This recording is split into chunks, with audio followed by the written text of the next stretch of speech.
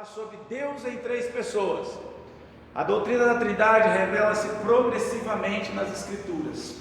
É importante lembrar a doutrina da Trindade em relação com o estudo dos atributos de Deus. Quando concebemos a Deus como ser eterno, onipresente, onipotente, e assim por diante, talvez tenhamos a tendência em relação a esses atributos de concebê-lo apenas como Deus Pai. Nós achamos que esses atributos só se revela a Deus Pai, só pertence a Deus Pai, e não é.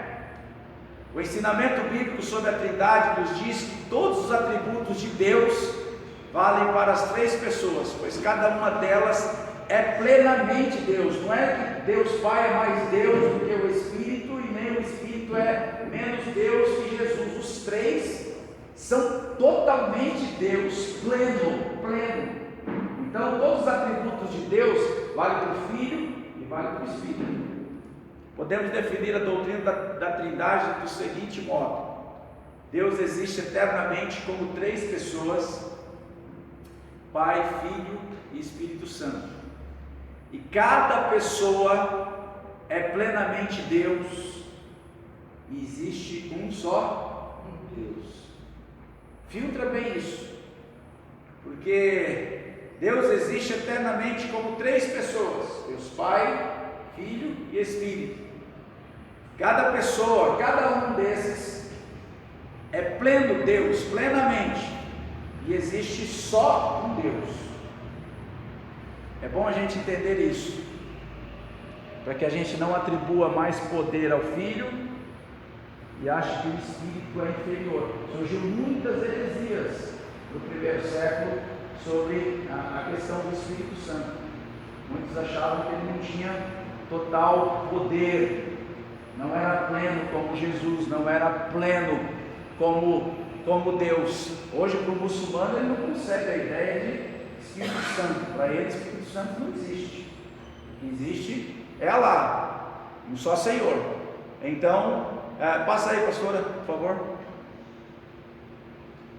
Filtra isso. Três declarações que resumem o ensino bíblico. Em certo sentido, a doutrina da Trindade é um mistério que jamais seremos capazes de entender plenamente, porque a nossa mente é finita, e nós estamos se relacionando com um Deus infinito, eterno. Podemos todavia compreender parte da sua verdade, resumindo o ensinamento das Escrituras em três declarações.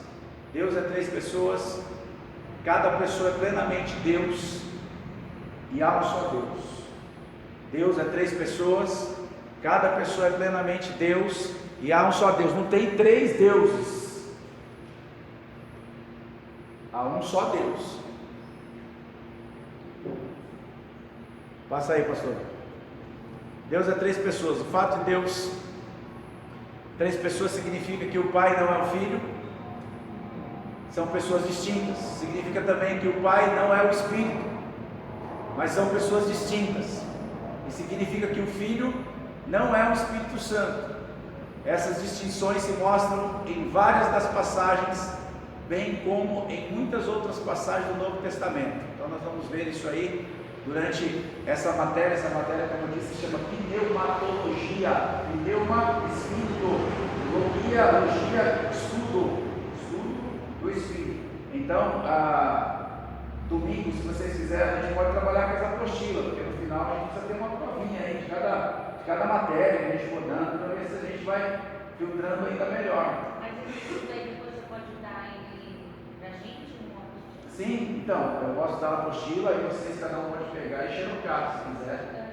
Mas a gente vai passando nos slides também, para que a gente não possa perder. Hoje eu vou passar nos slides, mas a gente pode trabalhar com as apostilas também.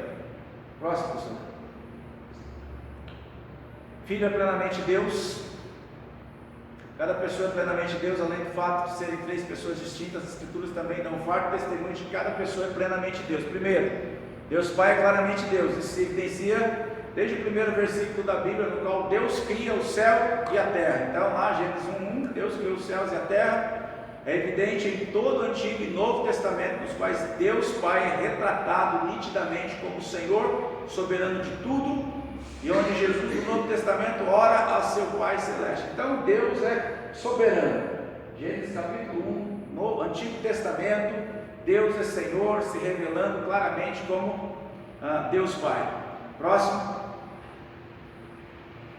Filho é plenamente Deus.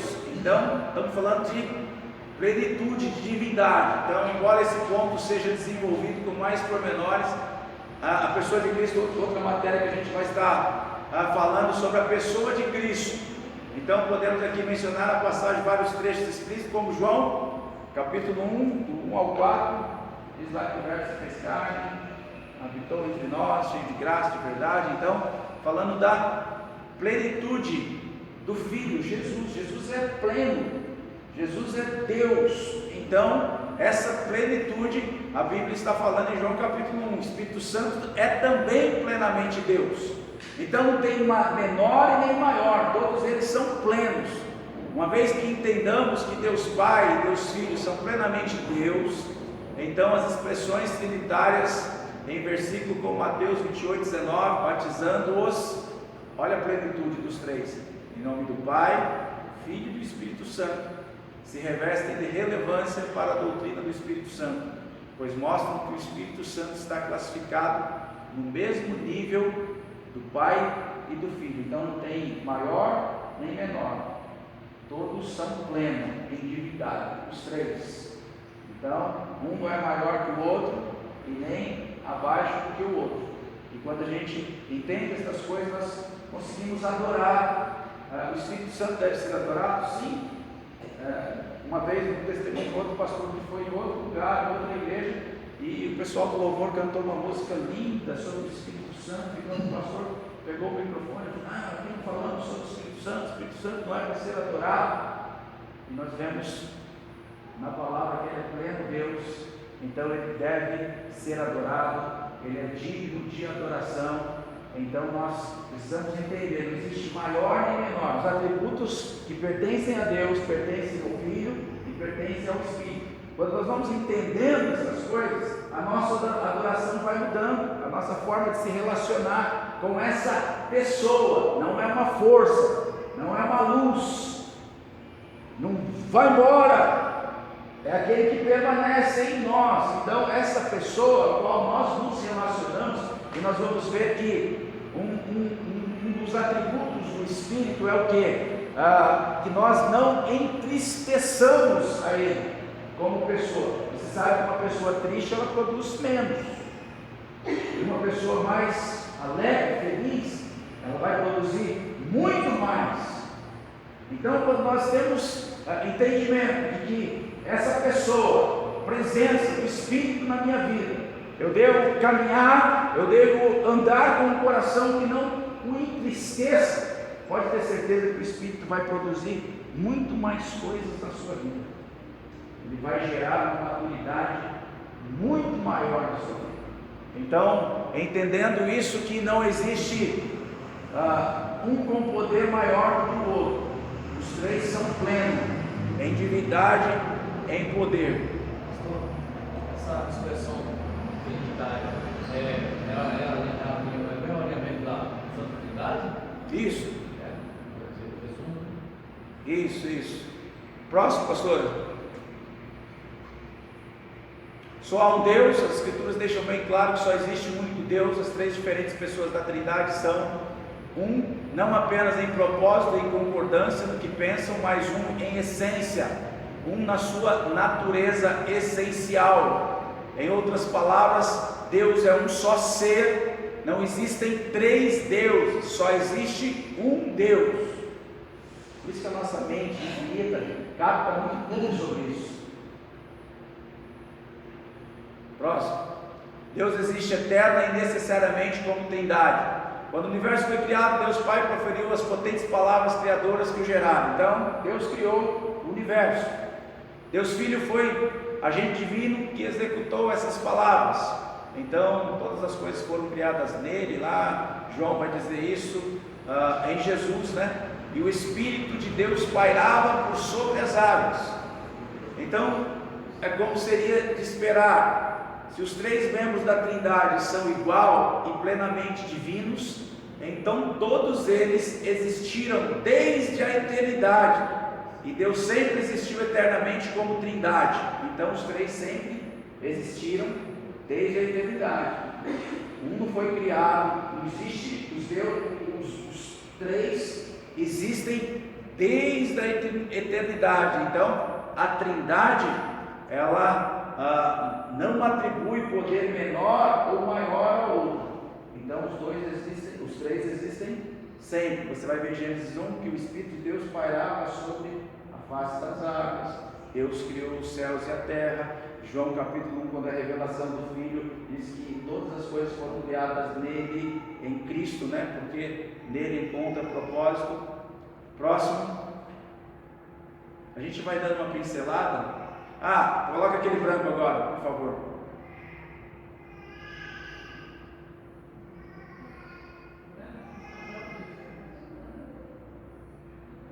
Fecha lá aquele outro que você abriu primeiro.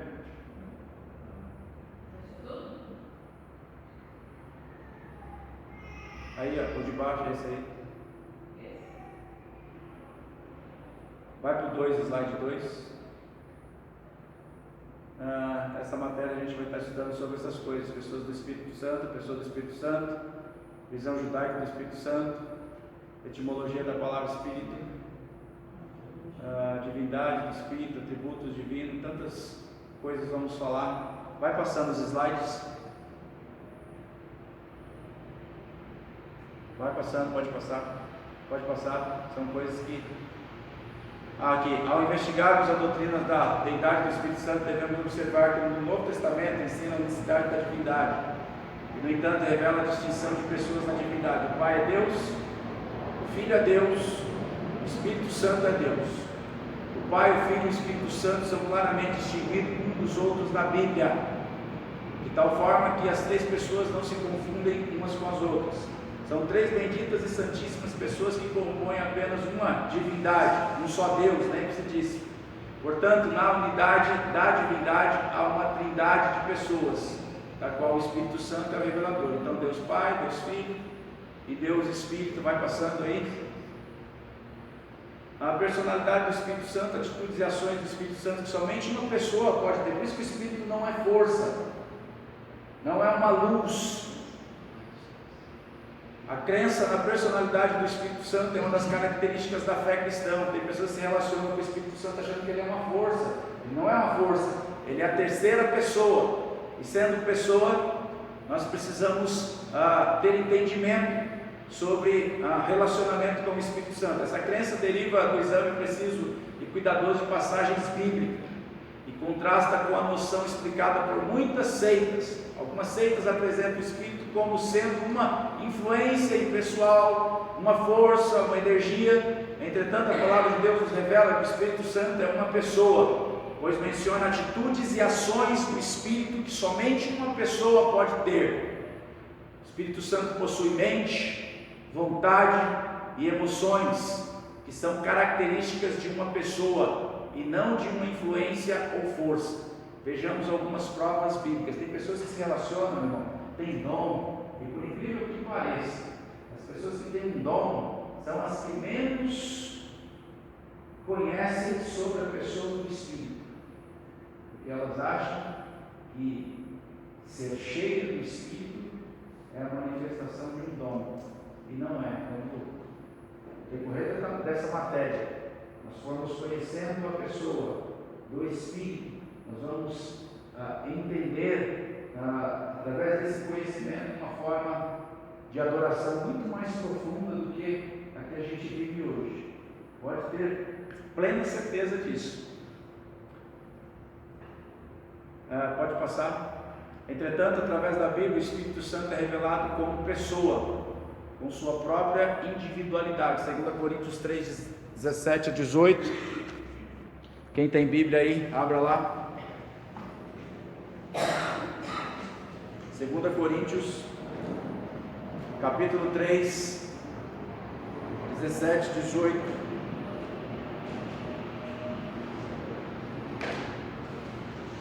Ora, o Senhor é o Espírito, e onde está o Espírito do Senhor, ali há liberdade. E todos nós, que com a face descoberta contemplamos a glória do Senhor, segundo a sua imagem, estamos sendo transformados com glória cada vez maior, a qual vem do Senhor, que é o Espírito. Então, o Espírito tem sua própria individualidade. Hebreus capítulo 9 também, se você quiser, abra lá, no verso 14.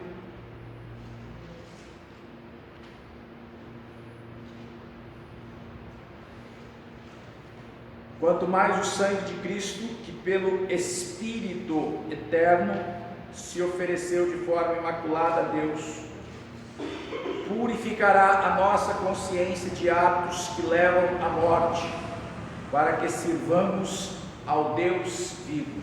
Então, Ele é uma pessoa divina, como o Pai e o Filho. Está lá as referências, Atos capítulo 5, lá, tá? A história de Ananias e Safira, né? O Espírito como pessoa atuante na igreja primitiva. O Espírito Santo não é mera influência ou poder, ele tem atributos pessoais, a saber, ele pensa, o Espírito Santo pensa, Romanos 8, 27, ele sente, Romanos 15, 30, determina, 1 Coríntios 12, 11, ele determina os dons, ele distribui os dons, e tem a faculdade de amar e de deleitar-se na comunhão.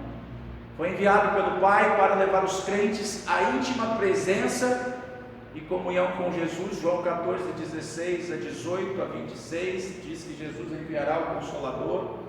À luz destas verdades, devemos tratá-lo como pessoa, que é, e considerá-lo Deus vivo e infinito em nosso coração, digno da nossa adoração, amor e dedicação. Então, o Espírito Santo não é uma força, não é energia, ele é a terceira pessoa da Trindade, ele é uma pessoa.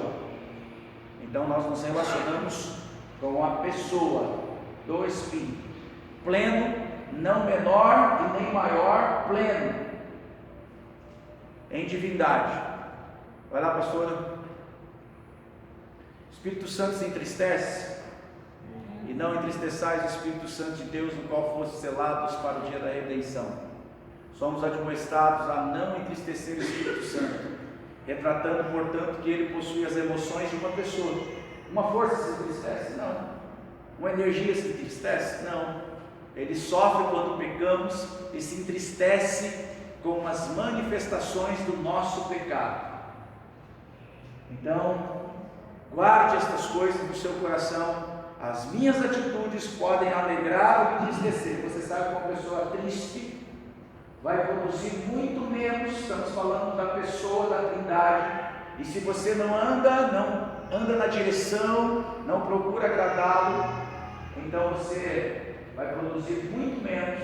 Isso não significa que você não tenha, você o tem, mas você precisa abrir espaço para que a obra dele, para que ele te encha, para que ele te molde. Então o Espírito Santo se entristece, e é aí que muitos crentes não entendem essa verdade. Não é só o fluir aqui, mas as minhas atitudes lá fora, a minha forma como eu lido lá fora, a minha forma como eu me relaciono com as pessoas, todas as minhas atitudes. Ele como pessoa fazendo morada em mim, ele se agrada ou se entristece das minhas atitudes erradas. Ele é uma pessoa, ele não é força.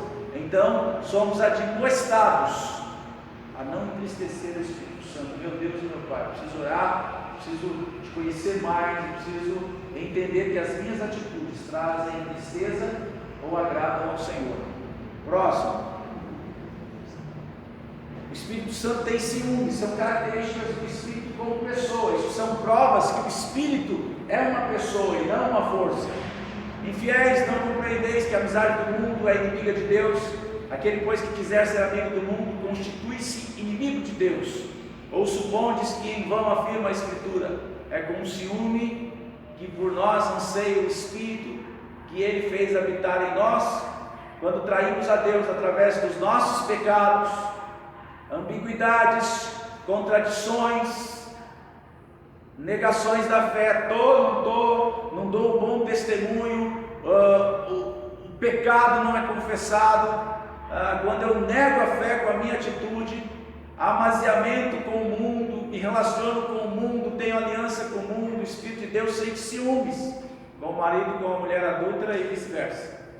ele sente ciúme do adúltero imoral, do adúltero, ele sente ciúme do adultério, moral, impureza, espiritual, que é a idolatria, econômico, amor ao dinheiro, e político, paixão e esperanças políticas mais acentuadas em relação ao programa humano, que é o reino de Deus. Então a pessoa, ela se relaciona só com o humano, é muitas vezes o caso do espírita, né? O espírito, nas obras deles, eles são nota 10, mas eles se relacionam com Deus dessa forma. Salvação se dá pelas obras e não por fé em Jesus, então nessa acabam se perdendo. Então o Espírito Santo não é simplesmente alguém que entra em nós e depois sai, né? Ele vem e fica. Além disso, ele não está presente para energizar-nos a vida. Não, ele é uma pessoa com a qual mantemos relações pessoais. A gente mantém relações com ele. Ele só não lembra, uma energia. Estava ali na luta com o pessoal ali que abriu uma espécie de uma igreja, mas tem mais cara de seita. As pessoas sentam lá e ficam buscando uma luz, buscando uma energização, e nessa viagem passam anos e anos amarrados por essa seita maligna.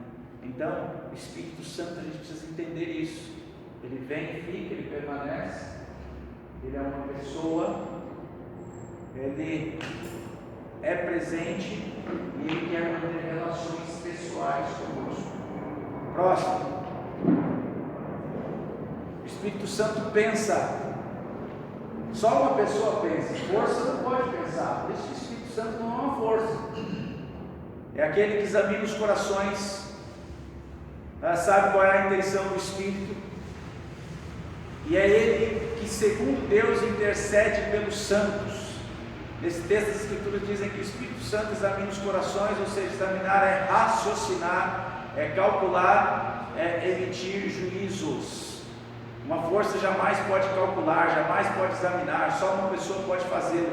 No outro trecho diz que o Espírito Santo compara, ou seja, faz juízos, julgamentos, o que é exclusivo de uma pessoa. Tudo isso é uma pessoa que faz, as quais também falamos não com palavras de sabedoria humana, mas com as que o Espírito Santo ensina, comparando as coisas espirituais com as espirituais. Então, amado irmão, o Espírito Santo, ele pensa, ele sonda o nosso coração, ele conhece, a palavra não te chega à boca e ele já sabe.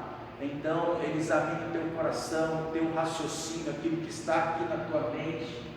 Quando você orar, quantas vezes a gente chega diante de Deus e falta a palavra para expressar, ou muitas vezes a gente fala assim, diante do fardo, da carga tão negativa, a gente fala, eu queria morrer, eu queria subir, já fez isso, já falou isso. O Espírito Santo interpreta isso de outra forma, Deus. O Espírito Santo que conhece o seu coração, ele fala, não, isso não é nada disso. São situações, mas não é nada disso. Então, às vezes lhe falta palavras, às vezes é um choro, às vezes até mesmo a alegria do Espírito consegue interpretar aquilo diante do Senhor. Então, é uma pessoa, a terceira da Trindade. Próximo. O Espírito Santo tem sentimentos, ele ama. Rogo para os irmãos, para o nosso Senhor Jesus Cristo, pelo amor do Espírito. Romanos 15:30. Neste texto as Escrituras dizem que o Espírito Santo tem amor, ou seja, ama, tem sentimentos. Uma força não pode amar, somente uma pessoa. Mas em outro trecho a Bíblia recomenda que o Espírito pode se entristecer, lembra lá? Uma força influir nunca pode ficar triste, somente uma pessoa. Mas o Espírito Santo não só entristece, como a palavra nos diz que ele tem alegria, que ele se alegra, tanto que faz com que as pessoas sintam a sua alegria, a começar pelo próprio Senhor Jesus, em Lucas 10:21, e depois dos discípulos. Mas as Escrituras também nos revelam que o Espírito Santo tem ciúmes, ou seja, tem zelo pelos servos do Senhor, outro sentimento impossível para uma mera força. Ou cuidai vós que em vão, diz a Escritura, o Espírito que em nós habita, tem ciúmes. Então nós precisamos se relacionar com Deus com esse entendimento, se relacionar com o Espírito com esse entendimento. Próximo. O Espírito Santo determina, mas um só. É o mesmo Espírito, e o mesmo Espírito opera todas estas coisas, repartindo particularmente a cada um, como quer. Nesse texto é dito que o Espírito Santo reparte como quer os dons espirituais entre os crentes, ou seja, tem vontade, tem autodeterminação, algo que jamais uma força pode ter. Mas tão somente uma pessoa. Em Atos capítulo 2, verso 4, também é dito que os discípulos falavam línguas estranhas conforme a concessão que lhes dava o Espírito Santo, ou seja, quem determinava qual língua e quando deveria ser ela falada era o Espírito, algo que uma força jamais poderia realizar. Diferente não foi no chamado Concílio de Jerusalém, que o Espírito Santo deu o seu parecer a respeito da discussão, a respeito da observância da lei de Moisés. Então é o Espírito que determina, meu irmão. É o Espírito que distribui, é Ele quem dá. Então Paulo vai tratar essa questão dos dons, e depois nós vamos falar isso aqui, essa questão dos dons lá na igreja de Corinto. É o Espírito que distribui na igreja, é o Espírito que dá, é Ele que determina. Então, no nome de Jesus, quando a gente tem esse entendimento, a gente não anda complexado. Eu já vi um monte de crente complexado em relação a dons, porque não flui nele, mas flui em outros. Eu conheço gente que não fala em língua, que é uma bênção e que anda muito mais em santidade, em adoração a Deus. Então, a evidência da presença, da plenitude do Espírito, não são os dons, mas os frutos, porque os dons edificam a igreja, os frutos trabalham no caráter, na maturidade. Então, quando a gente entende essas coisas, entende que o Espírito Santo é uma pessoa, e entendendo Ele como pessoa, Ele vai distribuir os dons na igreja. E para que servem os dons? Para a edificação desta igreja local, mas é Ele quem determina. Ei, olha, você aí de preto vai receber dom de cura, você de azul vai receber o dom de língua, você lá atrás vai receber dom de interpretação, você lá vai receber dom de sabedoria, dom de conhecimento, dom de operação de maravilhas. Ele vai distribuindo para a edificação da igreja. Então nós não devemos ficar complexados, porque já entendemos que o Espírito Santo é uma pessoa.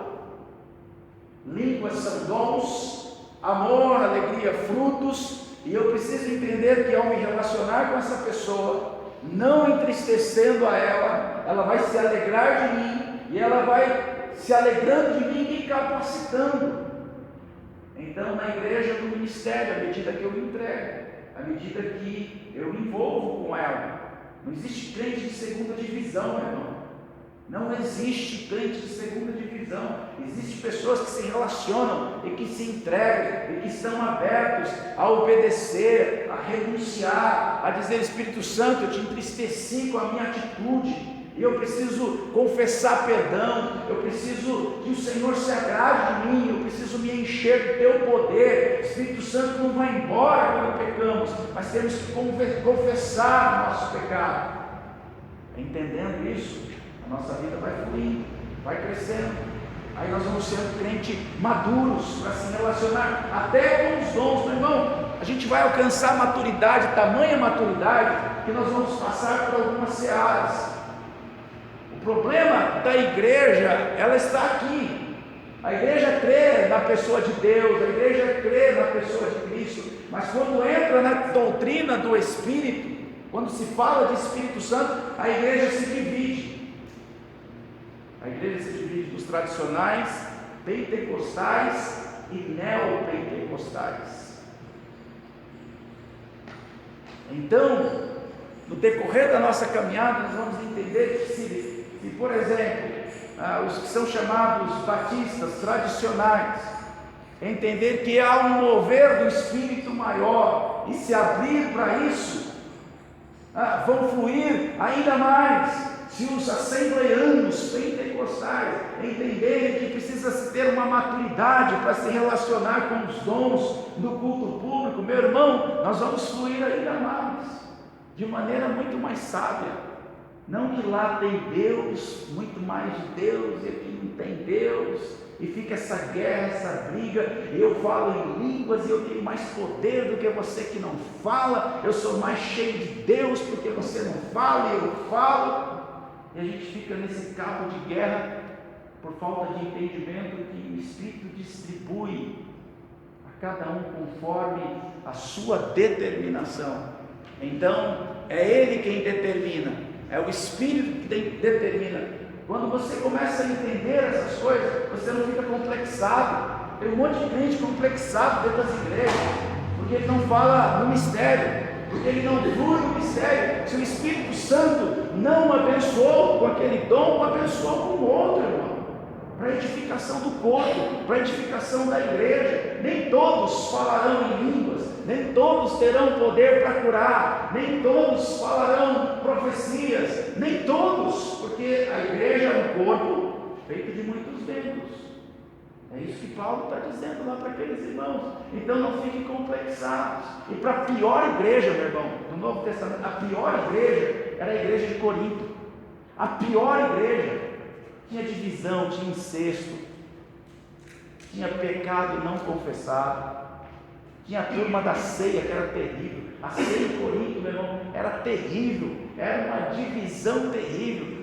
A galera mais rica chegava, comia tudo, uns saíam lá até embriagados da ceia, capotando, comiam tudo. Quando chegava a classe mais pobre na igreja não tinha mais nada. Por isso que Paulo escreve essa carta doutrinando essa igreja acerca dos dons. Nossa, tinha a turma mais poderosa porque achava que fluía no Espírito. Paulo está escrevendo para dar instrução acerca dos dons para essa igreja, e principalmente o dom de línguas, para dar instrução a esse povo, para que esse povo amadureça no culto, para que esse povo preste um culto racional, para que esse povo entenda que, se tratando de culto público, tem língua, tem intérprete, para que haja edificação de todos. Se não tem intérprete, fica no seu cantinho. 1 Coríntios capítulo 14, ele vai falar de uma outra língua glossolalia, né? Que é uma língua de palavras, sílabas misturadas, mas se não tiver, meu irmão, um intérprete,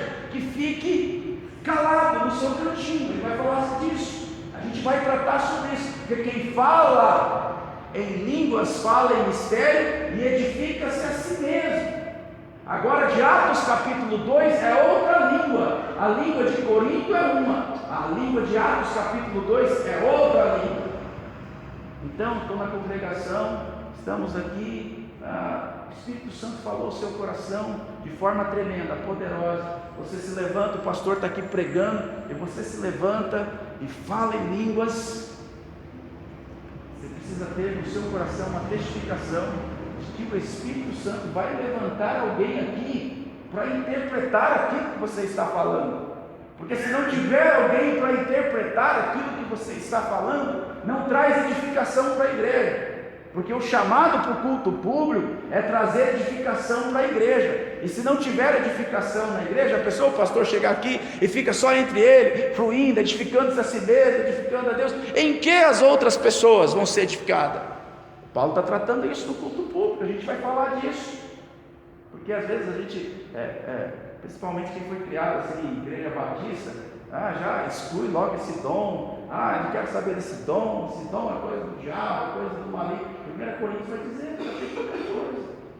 E há um fluir do Espírito lá, e essa galera que tem esse dom, essa manifestação do Espírito, eles precisam ter entendimento acerca desse dom, porque eles falam mistérios, mas não edifica o próximo, edifica-se a si mesmo. E se você está no culto público, você precisa ter entendimento. Se você se levantar, o Espírito Santo está te influenciando aí, está falando no seu coração, eu vou me calar na hora. Se eu posso estar até pregando aqui, mas para saber se isso é de Deus ou não foi meninice, pode ter certeza que se foi do Espírito, o Espírito vai levantar alguém na congregação para interpretar aquilo que ele está falando. Agora, o que a gente vê por aí? Muitas vezes, muita meninice, né, nessa questão, né?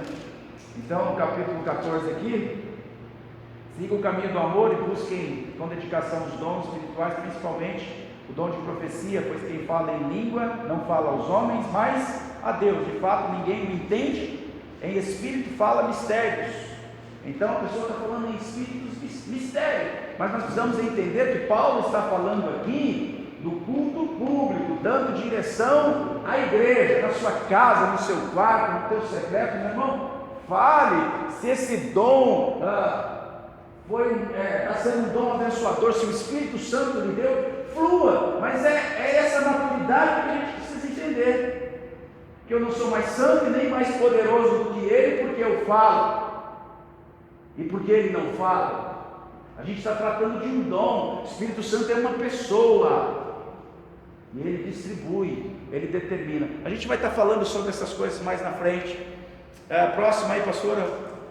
O Espírito Santo convence, e quando ele vier, convencerá o mundo do pecado, da justiça e do juízo. Jesus disse que o Espírito Santo convenceria o mundo do pecado, da morte e do juízo. Uma força não pode convencer quando muito pode deter ou obrigar uma determinada atitude. Só uma pessoa pode convencer alguém, pode argumentar e obter a anuência, a adesão da vontade de outrem. Então, o convencimento é fruto de uma argumentação, ou seja, de uma operação intelectual, de uma série de raciocínios, de ponderações, de julgamento. Somente uma pessoa é capaz de fazê-lo. E quando Jesus nos indica que o Espírito Santo faz, está a dizer-nos que se trata de uma pessoa. Então, o Espírito Santo convence, meu irmão, do pecado, da justiça e do juízo. Então, se o Espírito Santo convence do pecado, eu, quando estou no caminho, falho, o Espírito Santo vem e fala no meu coração: olha, essa atitude sua não está legal, você precisa mudar isso não me agrada. E se você continuar nesse caminho, você vai extinguir o poder, a força. Então, o Espírito Santo convence do pecado, da justiça, do juízo, daquilo que vai sobrevir, sobre você caminhar, trilhar esse caminho. Então, o Espírito Santo, só quem tem o Espírito para entender essas coisas. Agora eu preciso ser obediente. Eu estou no caminho, vacilei, errei, eu preciso, no nome de Jesus, entender que sou convencido do pecado, e confessando o meu pecado, eu vou receber perdão dele. Próximo. Falando de pessoa, o Espírito Santo, ele me glorificará, porque há de receber do que é meu, e vou lá de anunciar. Jesus disse que o Espírito Santo glorificaria. Ora, uma força não pode dar glória a ninguém, porque glorificar, dar glória, envolve consciência, capacidade de perceber que alguém é divino e que por isso merece honra e glória. Por isso só os homens e anjos, seres dotados de consciência, podem fazê-lo, nem mesmo seres vivos e racionais. Deste modo, não há como deixar de reconhecer que o Espírito Santo, tal como Jesus nos mostra, é uma pessoa. O Espírito Santo é uma pessoa e nós precisamos se relacionar com essa pessoa, terceira pessoa da Trindade, que se entristece como pessoa dessas características da sua personalidade que estamos falando aqui. Isso traz uma maturidade maior, isso traz um conhecimento maior para a nossa vida, e ao se relacionar com Ele, entendendo isso, nós seremos uma pessoa, servos muito mais maduros e que adoram a Deus de uma forma muito mais intensa, muito mais profunda. Próximo. O Espírito Santo tem consciência de si e dos outros, mas quando vier aquele que é o Espírito de verdade, da verdade, ele vos guiará em toda a verdade, porque não falará de si mesmo, mas dirá tudo que tiver ouvido e vos anunciará o que há de vir. Então, o Espírito da verdade é aquele que nos guia em toda a verdade. Se a gente conhece, se a gente se relaciona, se a gente tem relacionamento com o Espírito, nós somos guiados nessa verdade, e essa verdade anuncia aquilo que há de vir. Foi isso que o Espírito Santo fez com os apóstolos. É isso que ele faz. Quando você está trilhando um caminho, o Espírito Santo já fala logo ao seu coração: olha, esse caminho não é caminho de bênção para você. Então, o Espírito Santo, ele nos revela estas coisas. Próximo. O Espírito Santo fala, irmãos. Então disse o Espírito a Filipe: aproxima-te desse carro e acompanha-o.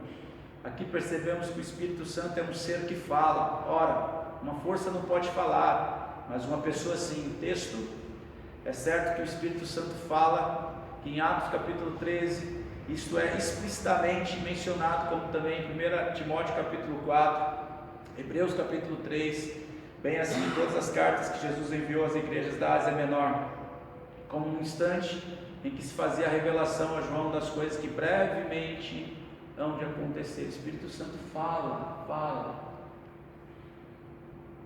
Próximo, o Espírito Santo ouve. No mesmo texto já mencionado, a Bíblia diz que o Espírito Santo dirá aquilo que tiver ouvido. Portanto, é um ser, é uma pessoa, pois tem capacidade de ouvir, e não um simples ouvir, mas um ouvir que retém e que discerne o que se ouve para depois o anunciar. Então ele conhece, ele ouve, aqui dentro de você ele ouve o gemido, ele ouve todas estas coisas. Então ele é uma pessoa. Próximo, o Espírito Santo ensina. Então aquele Consolador, Espírito Santo, que o Pai enviará em meu nome, esse vos ensinará todas as coisas e vos fará lembrar de tudo quanto vos tenho dito. Então o ensino é extremamente importante no ministério da igreja. Se nós levarmos a nossa igreja ao ensino, a se relacionar, a conhecer mais, nós teremos adoradores muito mais excelentes do que são. Os ministérios, as células, haverá um fluir muito mais poderoso, haverá um conhecimento muito mais poderoso. Então, que possamos ter o coração ensinável, que possamos entender que o Espírito Santo como pessoa nos ensina. Só uma pessoa pode nos ensinar, somente uma pessoa pode ser mestre. O Espírito Santo tem como uma das suas principais funções de ensinar os discípulos do Senhor Jesus, enquanto aqui estiverem aguardando o seu Salvador. Então, o Espírito Santo como pessoa, ele nos ensina. Próximo, o Espírito Santo ora, e da mesma maneira também o Espírito ajuda as nossas fraquezas, porque não sabemos o que havemos de pedir como convém, mas o mesmo Espírito intercede por nós com gemidos inexprimíveis. É aquilo que eu falei, às vezes a gente pede coisa, fala coisa e nem sabemos pedir, às vezes falamos na raiva, na pressão ali. Aí o Espírito Santo interpreta de outra forma, ele conhece o nosso coração, ele intercede por nós. E porque sois filhos, Deus enviou aos vossos corações o Espírito, seu Filho, que clama Abba Pai. Ao dizer que o Espírito Santo ora, ajudando os crentes nas suas fraquezas, o texto sagrado mostra-nos que o Espírito Santo é uma pessoa, pois só uma pessoa pode orar. Então tudo isso que estamos falando, só para afirmar que o Espírito Santo é uma pessoa, ele não é força, ele não é energia, ele é uma pessoa. Próximo, o Espírito Santo é constantemente referido em igualdade de tratamento com outras pessoas. Sabemos que o Pai e o Filho são pessoas, e em Mateus 28:19, Jesus ensina aos discípulos que deveriam batizar em nome do Pai, do Filho e do Espírito Santo. Isso indica que o Espírito Santo também é uma pessoa, como os outros dois. Em Atos 15:28, Tiago fala do Espírito Santo como uma pessoa capaz de pensamentos e ideias, tão pessoal quanto os apóstolos que deviam seguir os seus ensinamentos. Então, pessoa, Espírito Santo como pessoa. Próximo, Espírito Santo é uma pessoa, a personalidade está envolvida na mente ou intenção do Espírito, que é considerado uma entidade pensante, assim como em 1 Coríntios 2:11, o Espírito conhece. Não se trata de um ser friamente intelectual, não, pois Paulo fala do amor do Espírito. O Espírito é amoroso e da possibilidade de entristecer o Espírito Santo. Então ele se entristece como pessoa. O amor e cuidado do Espírito pelas pessoas são vistos na sua intercessão intensiva, com gemidos inexprimíveis. Então, pelo amor e cuidado que o Espírito tem a nós, então ele intercede por nós lá, com gemidos inexprimíveis, isso de acordo com a vontade de Deus, o que enfatiza a sua união com o Pai. O Espírito Santo clama, ele habita nas pessoas, ele dirige as pessoas, ele ensina as pessoas. O próprio Espírito testifica ao nosso espírito que somos filhos de Deus. Há uma testificação aqui dentro de mim de que sou filho de Deus. Próximo. Paulo repetidas vezes associa o Espírito com o Pai e o Filho, como por exemplo quando diz: a graça do Senhor Jesus Cristo, o amor de Deus e a comunhão do Espírito Santo seja com todos vocês. Ora, há diversidade de dons, mas o Espírito é o mesmo, e há diversidade de ministérios, mas o Senhor é o mesmo, e há diversidade de operações, mas é o mesmo Deus que opera tudo em todos. Mas a manifestação do Espírito Santo é dada a cada um para o que for útil, para edificação. Há um só corpo e um só Espírito, como também foste chamados em uma só esperança da vossa vocação, um só Senhor, uma só fé, um só batismo, um só Deus e Pai de todos, o qual é sobre todos e por todos e em todos. Não se pode imaginar que Paulo quisesse nos dizer que apesar de o Pai e o Filho serem pessoas, o Espírito Santo não é pessoa. Os três são invocados em pé de igualdade. Plenitude. Os três são plenos, irmãos. E entendendo, eu vou parar por aqui, que já vai dar o nosso horário. Entendendo que o Espírito Santo é uma pessoa, e essa pessoa tem personalidade, essa pessoa quer se relacionar conosco, essa pessoa quer fazer com que a gente entenda o seu ensino, quer que nós cresçamos no conhecimento da palavra.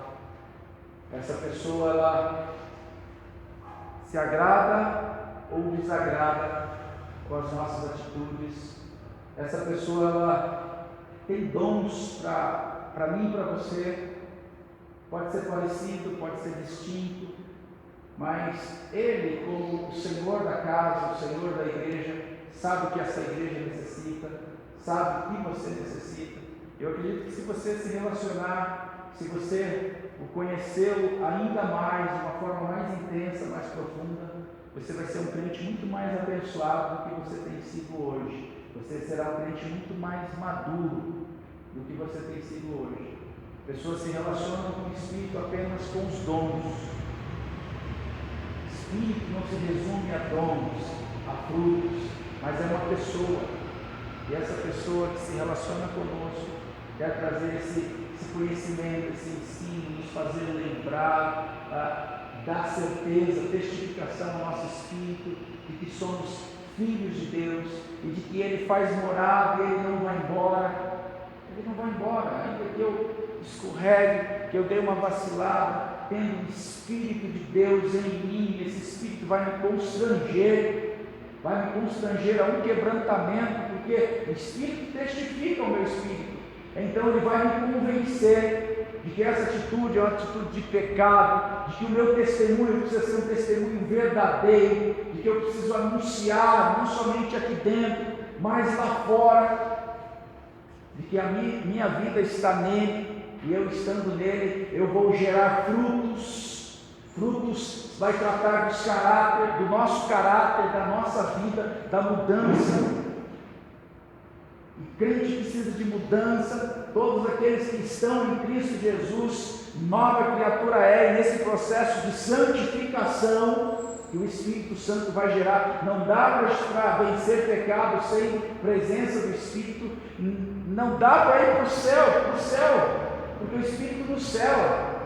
Se a pessoa não nasceu de novo, não tem o Espírito, porque o Espírito nos convence. E se eu sou uma pessoa salva, se eu tenho essa certeza, quando erro, quando vacilo, a primeira coisa que eu vou fazer é ser quebrantado, constrangido e confessar o meu pecado e não viver mais nele. A evidência de um salvo é a persistência, é a perseverança. Jesus disse que devemos conhecer as pessoas cheias do Espírito pelos frutos, como se conhece uma árvore, pelos frutos, não somente pelos dons, mas pelos frutos. Os frutos. Então, o fruto, a árvore boa vai dar fruto bom, porque dons, nós vamos estudar aqui, nós vamos perceber que dons podem ser até imitados, irmãos.